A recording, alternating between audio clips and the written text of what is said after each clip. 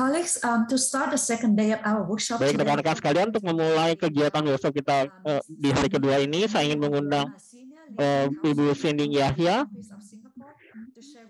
konsul legal senior dari kantor KI Singapura, yang akan menjelaskan tentang mediasi KI di Singapura. Ibu Sandi Jaya menjadi anggota kantor KI Intelektual Singapura sejak 2009.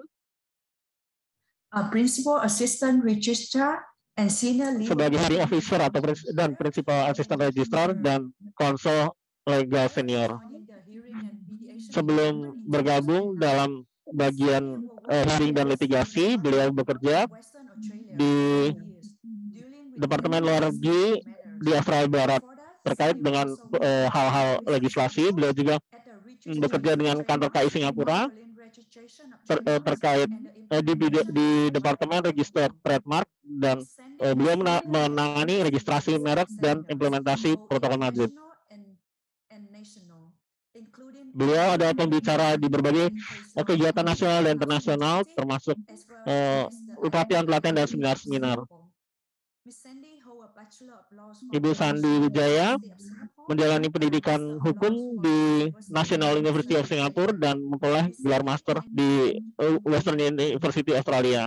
Ibu Sandi, silakan. Good afternoon, everyone. Selamat sore semuanya. Terima kasih telah mengundang saya. Nama saya Sandi. Saya adalah konsul legal senior dari Hearing and Mediation Department dari kantor kontraktual Singapura. Dan saya akan berbagi pengalaman saya dan pelajaran-pelajaran yang bisa kita peroleh terkait dengan hubungan kekayaan intelektual. Ini adalah gambaran umum untuk hari ini. Saya akan coba jelaskan. Meskipun namanya ada kata litigasi di dalamnya, kami ada mediasi dalam, kami tidak melakukan mediasi. Tapi kami mendorong dilakukannya mediasi dalam hal ini. Kami bekerja erat dengan institusi lokal yang menangani mediasi di Singapura. Teman saya kemarin sudah dibahas mengenai pengalaman kita di Singapura. Institusi kemarin itu adalah institusi yang bekerja erat dengan kami dalam menangani sengketa-sengketa kekayaan intelektual. Saya akan berbagi tentang pengalaman kami terkait dengan berdasarkan dari sudut pandang kantor kekayaan intelektual kami. Pertama, saya akan membahas secara singkat mengenai manfaat mediasi, ciri-ciri mediasi yang membuatnya sangat sesuai untuk sengketa kekayaan intelektual. Seperti kita ketahui, ada berbagai banyak pilihan untuk penyelesaian sengketa.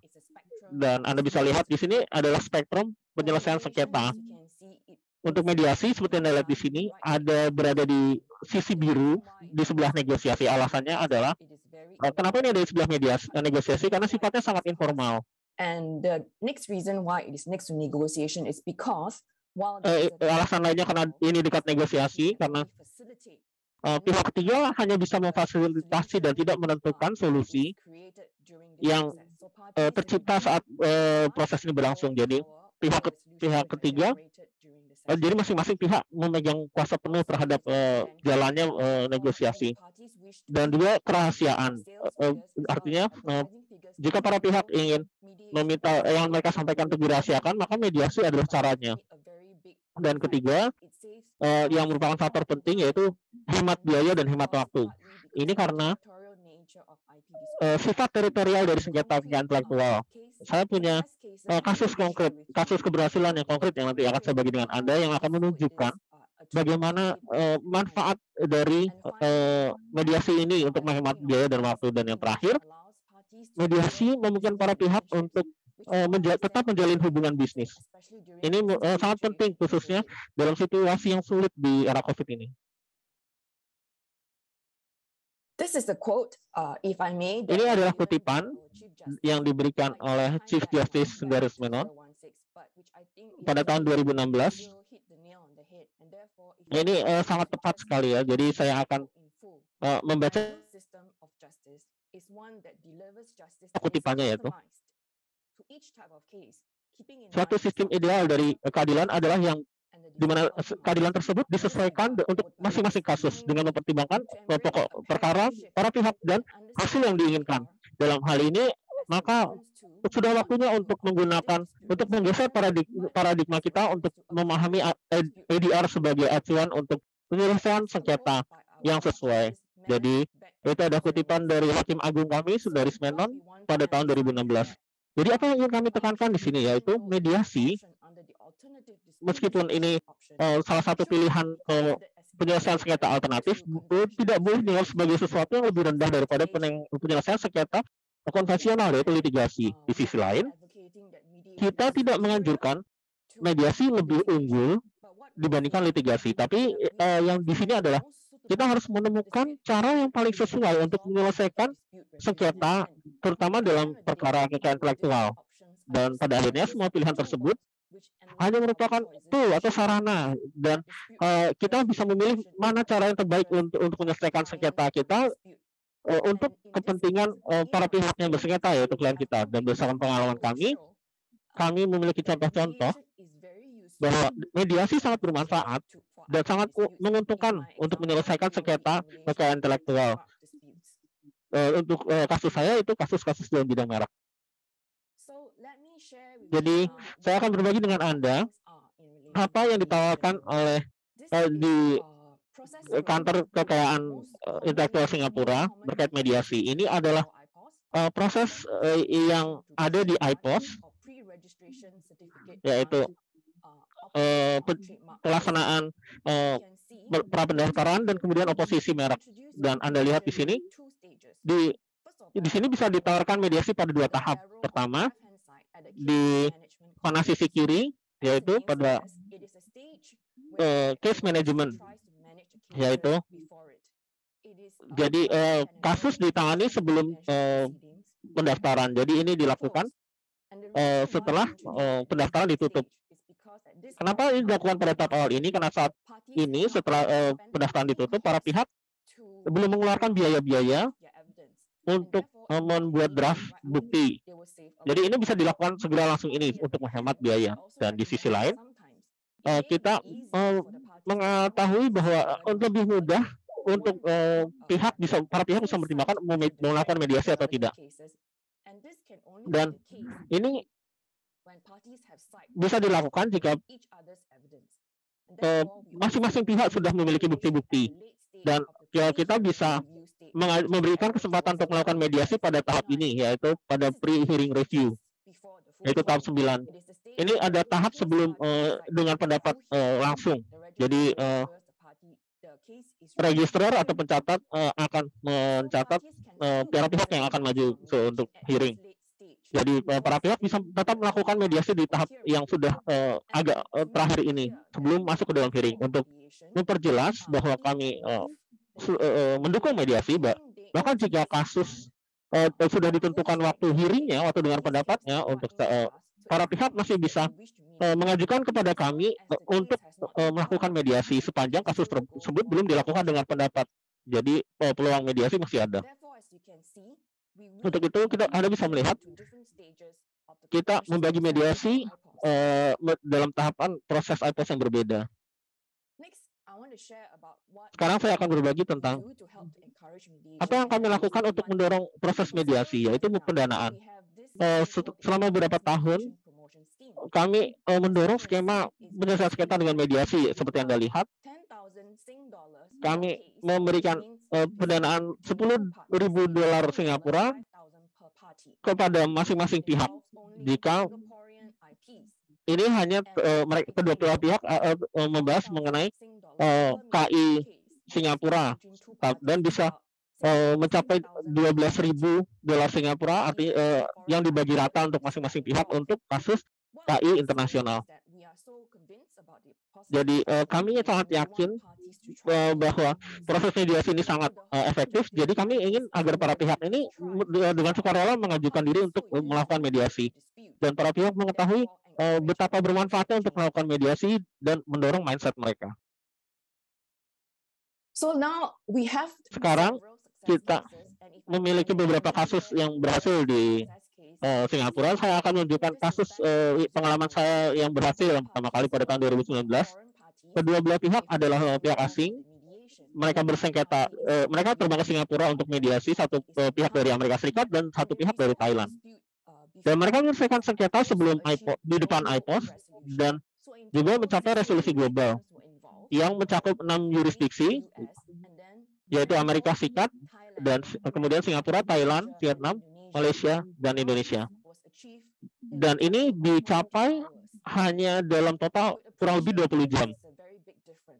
Ini sangat berbeda, alih-alih mereka maju ke masing-masing jurisdiksi dan membayar pengacara di tiap jurisdiksi akan butuh waktu lama, banyak uang, dan butuh banyak upaya, dan akan ada kendala-kendala bahasa.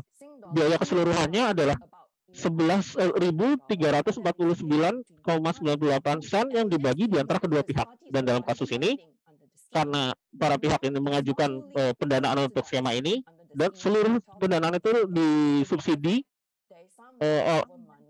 dan bahkan ada uang sisanya, dan menjadi biaya terkait mediasi untuk pengacara.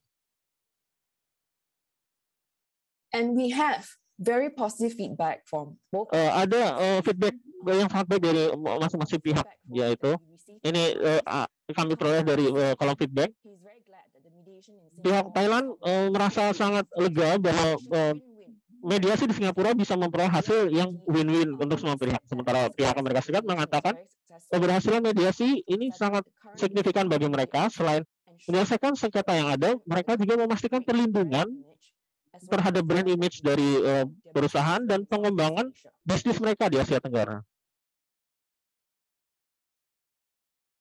I have two other, Saya memiliki dua contoh kasus lainnya, tetapi terkait karena waktunya yang terbatas, saya tidak bisa membagi semuanya kepada Anda di sini, tapi Anda bisa membaca slide-slide yang nanti akan saya bagi.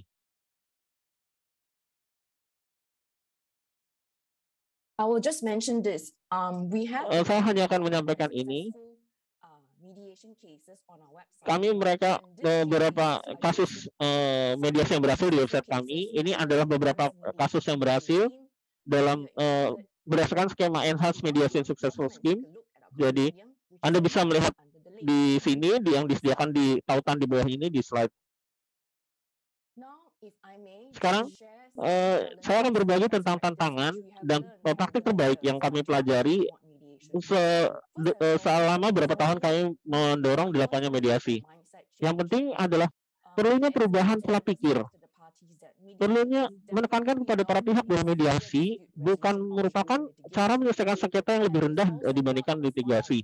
Dan ini juga bukan merupakan setuju mediasi itu bukan sesuatu yang lemah. Tetapi itu akan langkah yang memberikan manfaat yang besar karena mediasi membuka kepada kedua belah pihak berbagai macam cara untuk menyelesaikan sengketa mereka, dan pihak sengketa bisa mempertimbangkan kepentingan bisnis mereka dan bukan sekedar proses legal dengan melakukan litigasi. Itu adalah tantangan umum yang harus kita atasi. Yang kedua, yang kita pelajari dari ini adalah terkait dengan tantangan operasi, yaitu penting untuk mengintegrasikan proses mediasi menjadi proses yang padat sehingga agen dan pengacara bisa bertemu dan bisa mempertimbangkan dan menginformasikan kepada klien ketersediaan mediasi atau maksud saya untuk duduk secara formal dan memberitahukan kepada klien manfaat mediasi dan memberitahukan kepada klien pilihan ini. Yang kedua, kami juga memahami dari para pihak bahwa mediasi di tahap yang sangat dini itu sangat penting. Karena itu membantu mengurangi biaya-biaya karena para pihak tidak harus mengeluarkan banyak biaya untuk menyerahkan bukti di depan ke IPOS. Tapi tergantung kasusnya. Kadang-kala para pihak juga harus menunggu sampai akhir mendekati masa dengar pendapat penuh sebelum mereka bisa memahami pentingnya dan relevansi dari mediasi. Nah, yang ketiga adalah pendanaan. Kami perhatikan khususnya di Singapura, perusahaan yang kecil menengah, mereka membutuhkan bantuan pembiayaan untuk memikirkan untuk memilih mediasi. Untuk itulah kami memberikan pendanaan kepada para pihak yang ingin melakukan mediasi. Yang terakhir, ADR options including mediation is consensual in nature. perlunya untuk kedua belah pihak untuk setuju untuk melaksanakan ini. Jadi apabila satu pihak ingin melakukan mediasi dan satu pihak tidak ingin melakukan mediasi, maka itu akan sulit. Kita mengetahui bahwa beberapa institusi mediasi memberikan layanan yang memungkinkan para pihak untuk meminta atau memberikan permohonan mediasi unilateral, dan kemudian mereka memberikan layanan untuk bisa bujuk pihak lain untuk setuju menjalani mediasi. Terima kasih, ini beberapa hal yang saya bagi dan beberapa pelajaran yang kami pelajari selama ini. Saya harap Anda bisa melihat ini sebagai hal yang bermanfaat untuk Anda dan Anda bisa belajar dari sini. Terima kasih. Now we'll fly to Thailand. Sekarang kita akan terbang ke Thailand untuk mengunjungi Departemen Kekayaan Intelektual dan berbicara mengenai mediasi KI di Thailand. Nanti kita akan bertemu dengan Bapak Panuat Thakong, Legal Officer dari Dispute Resolution Group dari Departemen Kekayaan Intelektual Thailand, yang akan membahas mengenai mediasi kekayaan intelektual di Thailand. Bapak Panuat Thakong bekerja sebagai Legal Officer di Departemen Kekayaan Intelektual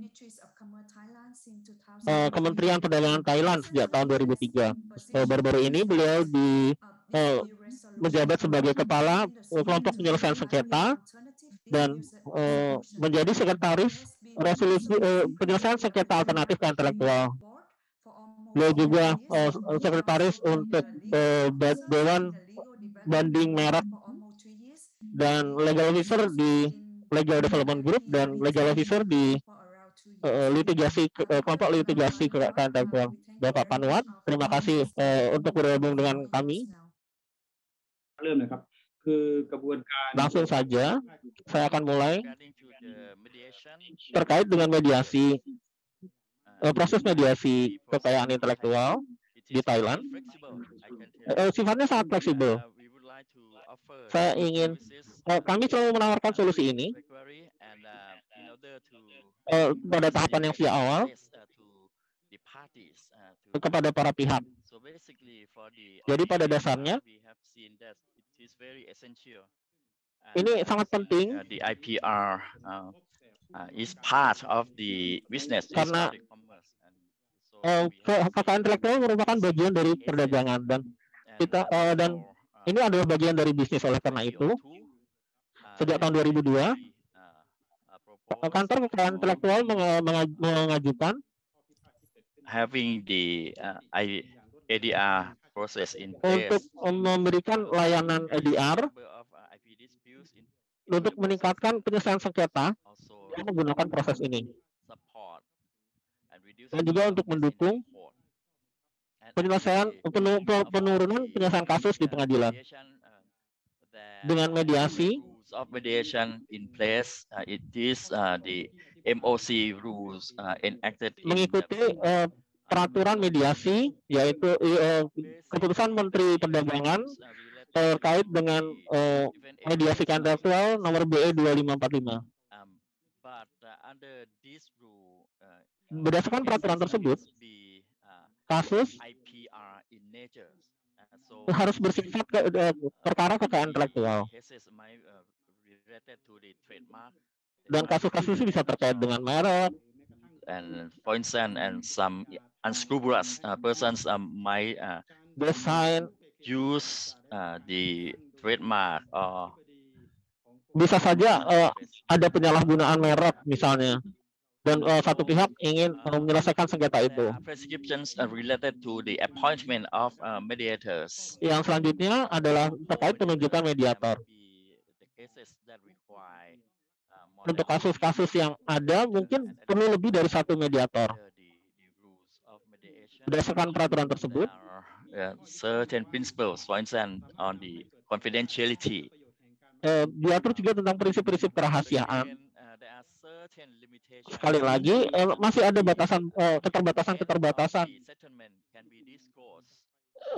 terkait dengan batasan apa yang bisa dibahas terkait dengan sengketa tersebut. And there are prescription related to the elements of the Dan ini terkait dengan penyelesaian sengketa tersebut. Untuk layanan mediasi sifatnya bebas biaya. and the settlement can be the MOU or the Dan settlement penyelesaian sengketanya bisa dalam bentuk MOU from the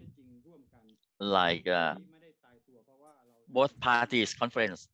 Basically, the mediation meeting pada dasarnya kita melakukan mediasi dilakukan dalam pertemuan bersama. Pada dasarnya kami memiliki 3 bentuk layanan mediasi, yaitu pertama layanan mediasi yang berhadapan langsung, di mana kami memfasilitasinya di kantor BIP sejak the facilities we accommodate all kind of meetings. Ini bisa dilakukan di fasilitas yang kami akomodasi. For the face-to-face, it is good for Untuk mediasi secara langsung, the drafting process and everything, because everything can bisa juga dilakukan di saat itu dilakukan proses drafting, dan itu dilakukan di ruang rapat di fasilitas yang sama, sehingga mereka tidak harus mengirim pesan bolak-balik. Tetapi ada tantangan-tantangan yang dihadapi untuk para pihak yang tidak bisa hadir langsung di saat itu, sehingga kadang sulit untuk menjadwalkan untuk pertemuan karena kesediaan waktu mereka. Untuk yang kedua adalah penyelesaian sengketa secara online. Establish the Talk DD platform. Kami menggunakan platform Talk DD. Jadi para pihak yang mengajukan klaim atau meminta proses mediasi, mereka bisa menjalani proses online. That it is very fast, very but again they need proses ini sangat cepat, tetapi ini punya masalah untuk koneksi internet yang kadang terganggu. We need to rely on the email. Kita harus mengandalkan dukungan layanan internet yang baik. The payment, the one party have to also identify the party, another party's email also in the system, so that we can masing-masing pihak harus mengidentifikasi emailnya. Jadi kedua belah pihak bisa bertemu di sini. Kedua pihak harus to find and sometimes they don't aware that they have to enter the relevant email and then they click submit, and sometimes they kadang pihak tersebut harus menyampaikan emailnya dan kemudian mengirimkan submit, mengklik submit, tapi kadang proses tersebut terganggu dan email bisa saja hilang. Sekali lagi, jika basically there will be a contact pada dasarnya akan ada kontak dari admin sehingga kedua pihak harus mengklik submit dan mengklik accept untuk masuk ke dalam proses. To resolve those kind of challenges, we come up with the untuk mengatasi tantangan tersebut, kami pada dasarnya draft a letter and send to both parties, and we perjanjian dan mengirimkan kepada kedua pihak dan memberikan kesempatan pada mereka untuk membahasnya dalam meeting atau dalam pertemuan langsung secara berhadapan langsung, baik menggunakan Zoom atau Line atau cara lainnya. Kedua pihak dengan cara ini bisa saling bertanggap dengan kantor kekayaan intelektual dan mereka bisa memilih platform apa yang mereka gunakan di TalkDD. Platform mediasi apa yang mereka ingin pilih. We can recommend both parties to go on the mediation process. Kami bisa merekomendasikan kepada para pihak untuk bisa melanjutkan proses mediasi ini. Jadi pada dasarnya DIP akan mempertemukan mereka dalam ruang konferensi like for a private caucus, for joint meeting, and for untuk pertemuan bersama with the dan untuk mediators. membahas proses mediasi dengan mediator. Dan kami juga menyediakan Whether they would like to pilihan apakah sign mereka ingin the menunjuk drafted settlement at the eh, DIP, menggunakan draft penyelesaian sengketa yang diajukan oleh DIP atau masing-masing pihak sign the bisa settlement separately. membuat perjanjian penyelesaian yang terpisah. Seringkali We find the delay kami mengalami keterlambatan, penundaan atau keterlambatan in the signing stage dalam because proses we penandatanganan. receive the drafted Karena settlement agreement to saat each party, most of the time kedua belah they pihak dikirimkan sometimes make perjanjian penyelesaian tersebut, at the mereka latest point. membuat koreksi-koreksi dan perubahan poin-poin sehingga mereka Come back for discussion why they harus kembali lagi untuk berdiskusi correction to the settlement untuk memperoleh settlement atau penyelesaian sengketa yang mereka inginkan. Dan sekali lagi, sometimes it's difficult for different kadang parties to agree. kedua pihak yang berbeda tidak bisa sepakat untuk pertemuan yang pertama. Jadi perlu pertemuan-pertemuan lagi dan kadang pihak tertentu berupaya untuk menunda mediation services. proses karena mereka ingin proses litigasi untuk bisa ditahan atau ditunda. Problems. So this slide I show the Slide ini akan menunjukkan we work as a team. mediator tentang mediator. Mediator bekerja sebagai tim. The team Pertama, of mediators, tim mediator dipimpin oleh seorang ketua. Ketuanya the director of relevant division dapat adalah direktur dari suatu divisi atau ahli KI. Unsur kedua yaitu legal officer-nya. Yang ketiga adalah they are experts.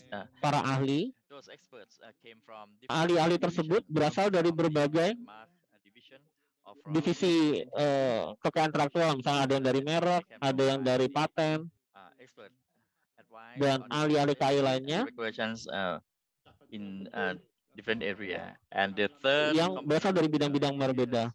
Dan komponen keempat yaitu sekretaris yang akan menulis catatan-catatan dan minuta. Jadi peran dari mediator. The mediator will provide Mediator akan menyediakan informasi terkait proses hukum, proses-proses administratif, atau pemeriksaan fakta legal. Dan yang kedua, the mediator will support mediator akan membantu menemukan isu-isu pokok yang menjadi permasalahan both parties' interests and try to find atau kepentingan dari para pihak yang ingin mereka peroleh dan cara menyelesaikan permasalahan tersebut dan memfasilitasi konferensi atau pertemuan, dan mediator akan menanyakan pertanyaan-pertanyaan kepada masing-masing pihak. Process. And the fourth one, this yang keempat adalah kami akan membantu membuat draft perjanjian penyelesaian sengketa. Draft tersebut berdasarkan permintaan dari masing-masing pihak, dan kedua belah pihak akan mereview penyelesaian sengketa perjanjian tersebut sebelum menandatangani. Ini adalah jumlah permintaan mediasi di tahun 2002.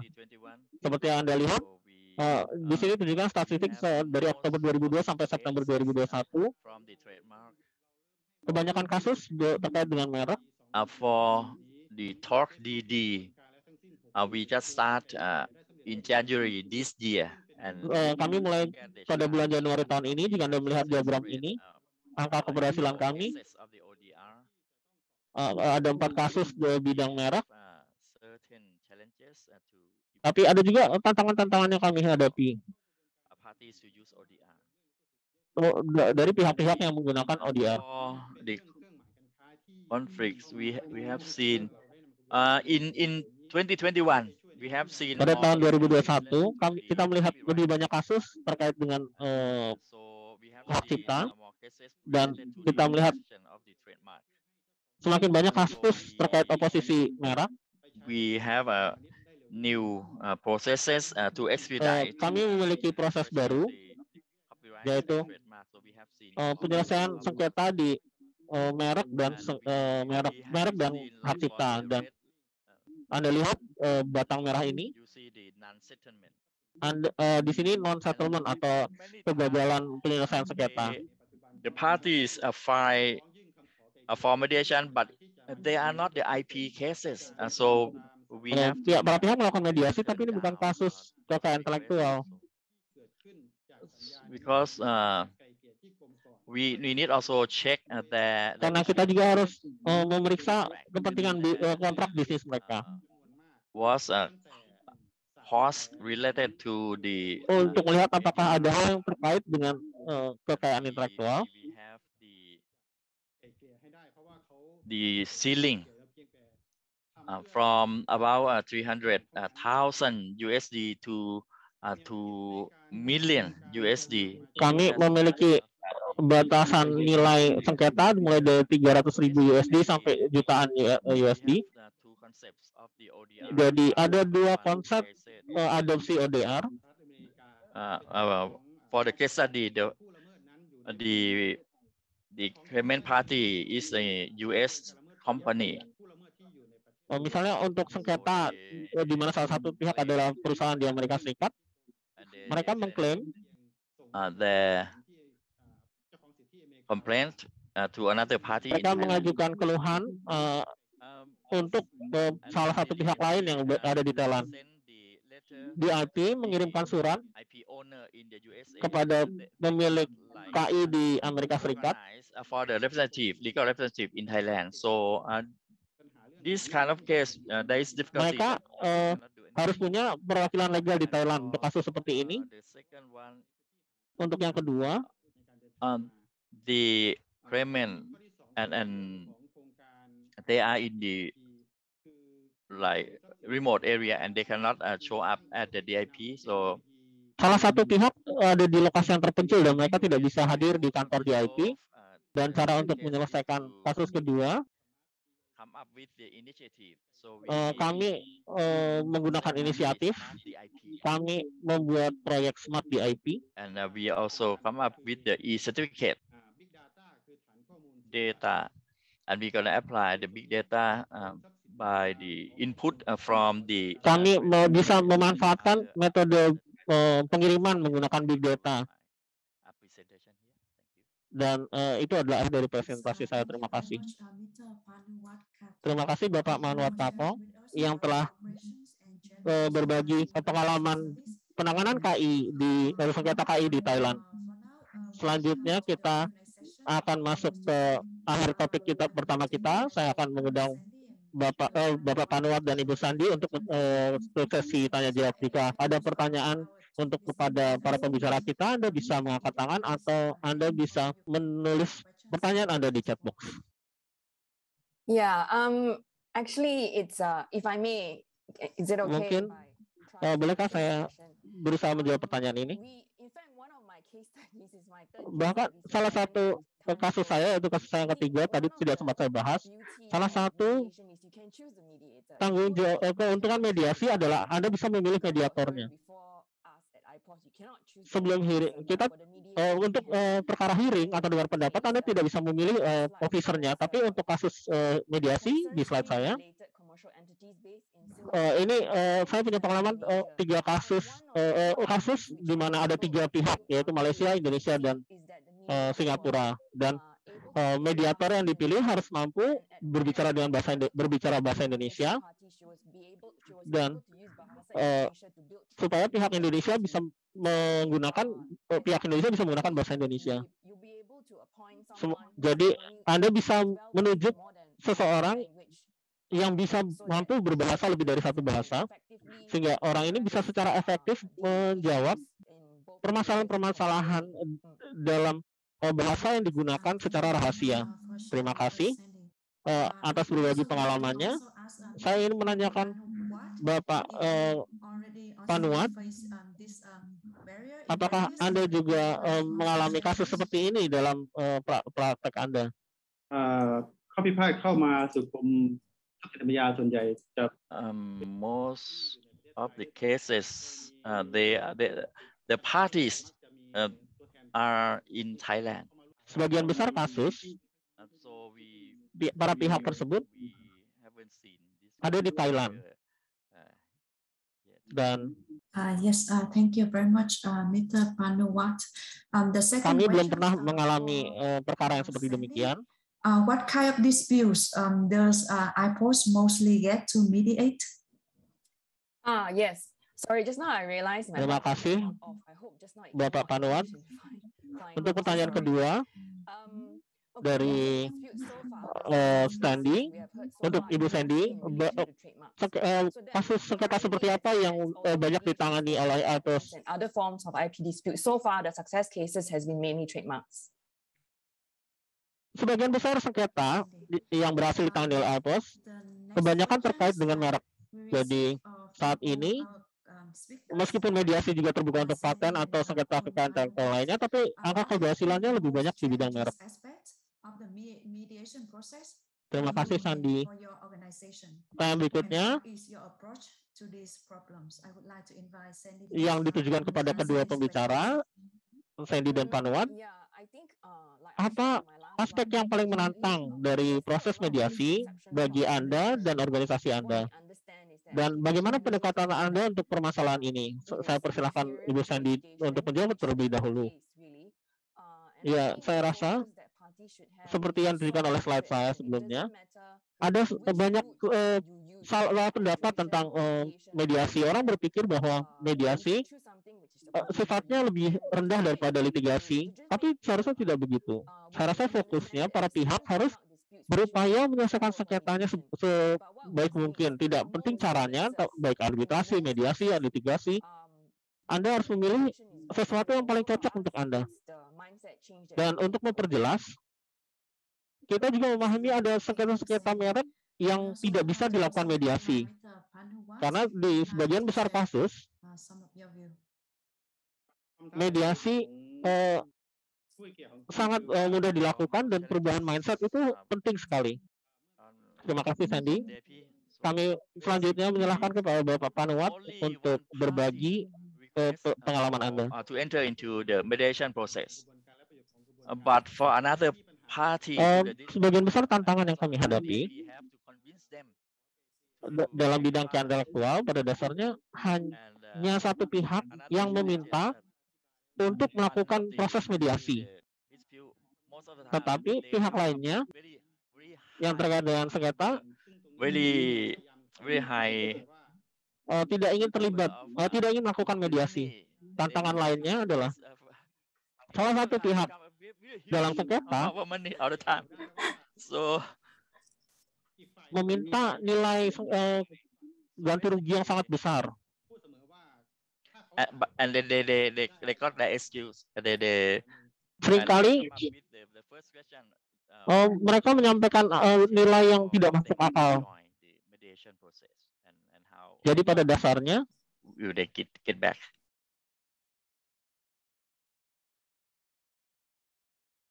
Untuk menjawab pertanyaan pertama, apa saja tantangan yang dihadapi oleh organisasi, yaitu seperti itu tadi.